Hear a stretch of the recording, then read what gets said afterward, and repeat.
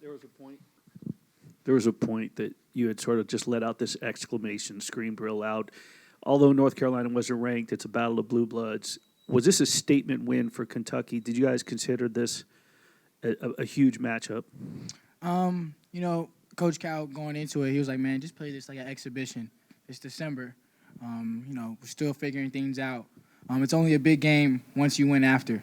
So after the game, obviously, it's a big win playing against a blue blood. And as players, not many people get, the opportunity to play against a Duke, a Carolina, and, later we play Kansas all in 1 year.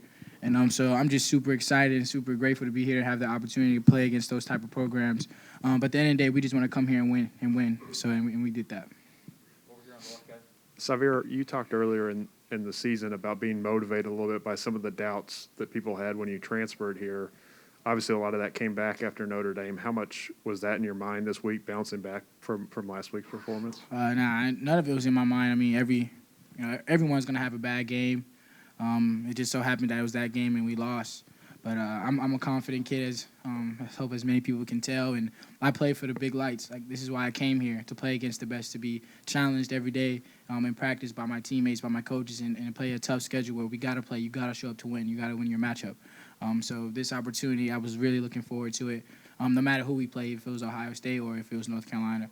But, I didn't have any doubt. I was just looking, see what I could have done better and, flip the page and come out and play today. Sahvir, much was made about Notre Dame leaving you open on the perimeter, trying to take away the drive. Tonight you got to the rim again. What made the difference, and how much was there a motivation to prove something with that? It was nothing to prove anything. I think the biggest thing was, watching film and seeing what they gave me. And I know my strengths is coming off that, that elbow area, making jump shots, going right or going left. And Coach Cal was like, man, shoot shots that you can make. Don't worry about anything else. Just shoot balls, play with confidence. And that's what I did, and that's what forced them to make that adjustment. They started going under, obviously, the beginning of the game. I made a couple shots second half. Now they're going over. Now the lane is opened up like the Red Sea. I was able to get guys, get some layups, and, create for other guys as well. You mentioned looking at film. I think Tennessee got 22 layups against them. I think tonight you guys had 20 layups and dunks. That's crazy. That's crazy you say that, because me and my dad watched that Tennessee game this morning as he was coming to the game in the airport. He called me. He was like, yo, let's watch this Tennessee game and see how they were able to get into the paint. And we dissected that. So. And you talked about it a little bit already, but what was it? Challenging what the did you bigs really see there? challenging the bigs foot speed, especially, they play so low and they try the ice side ball screens. It's not many people who can, match my foot speed. So, once I got, downhill with good screens set up by our bigs like Oscar and Lance, I was able to make plays. We'll go in the back. John will go in the back. Right. All the way in the back. The defensive effort today, you guys, and Cal talked about it earlier in the week, you guys finding your swagger. Is this indicative of what that swagger looks like defensively and offensively? Yeah. The biggest things were, for us, Coach Cal always says, we get to 80 points, we're going to win most of our games. And if we hold opponents to 60, 62, 65, we're going to win that game. And, we did that previous game, but we didn't make shots against Notre Dame. We played good defense. Yeah, at 65 points, you're supposed to win that game, especially here at Kentucky. So our big thing was, getting back to what we do, getting back to flying, getting back to sharing the ball, getting back to playing for somebody else. You don't have the play, you don't hold the ball. Just get off of it and make a play for somebody else and let someone else make the play. So we just got back to what we're doing for 6 months in the summer, which was running, playing with speed, playing selfless, and letting the game come to us. Oscar, Willie Ramirez with the Associated Press off to your right.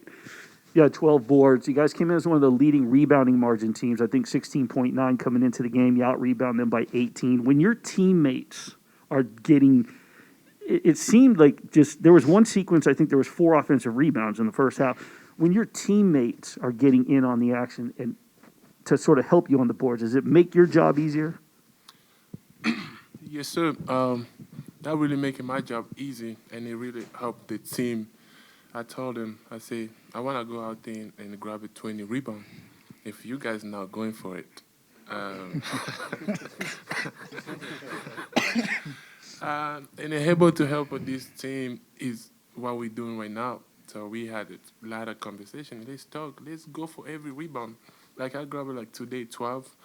Keon was going for rebound. Everybody was going for rebound. And one of the things I do, if I see my teammates, we jump together, but I see him, he got it. I'm not going for it because if I try to fight, we might lose it.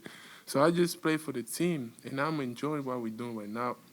They not just let me do all the work. I'm glad they're helping me. Yeah. Oscar, how well do you think you guys competed, fought, and all the stuff that you guys were talking about coming into this? I think we did great. We did good. We were a little bit opposite because for what happened in Notre Dame. So we went back and we talked. We had a 2 for 19, and they still beat us by 2. And that's why we figured out. We say we have a good team, but if we can play basketball, we just go. We go back in defense, defend it, do something else. I think like we're gonna do great, and we have confidence with each other, and we are together. That's one thing I love about this team.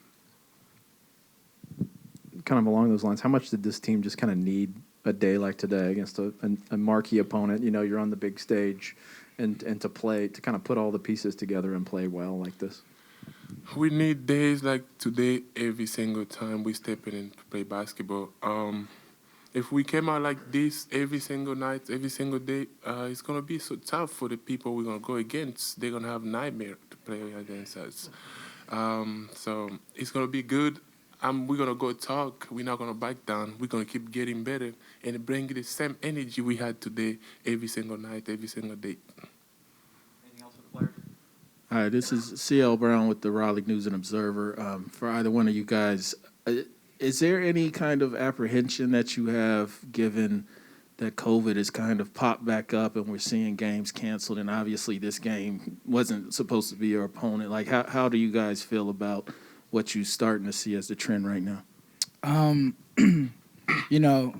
of it, I don't know if we talked about it with everyone, but I know some of us were like, man, this could be our last game for a while.